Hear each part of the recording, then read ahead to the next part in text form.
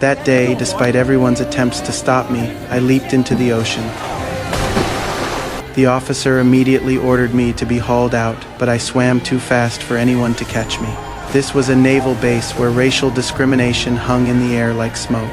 During the hot summers, everyone wanted to cool off in the water, but there was an unwritten rule here. White sailors could swim 6 days a week, while we black sailors were only allowed in on Tuesdays. And I jumped into the sea that day to break this damned rule. My name is Carl.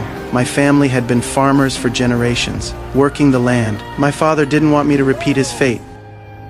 Don't end up like me. So after I came of age, he sent me to the Navy. It was the only way he could imagine to change the course of my life. The day I left, he repeatedly warned me. Don't ever come back here. Get in there and fight, Carl. Carrying my father's expectations and the radio he gave me as a gift, I left my hometown. But when I arrived in the military, I discovered that black people held such low status here. We were either assigned to odd jobs or worked as cooks. Once, for violating regulations, I was thrown into the brig.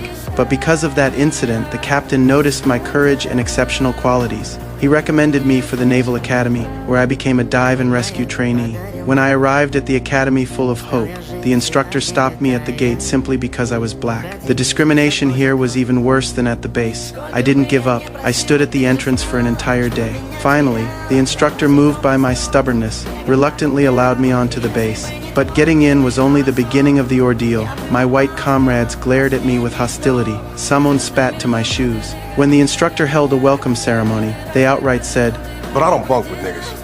And one by one, they all moved out. Only Snow Hill was willing to stay, because he had a stutter and was always bullied. No one wanted anything to do with him. Late one night, the instructor woke me by dousing me with cold water. He called it morning training.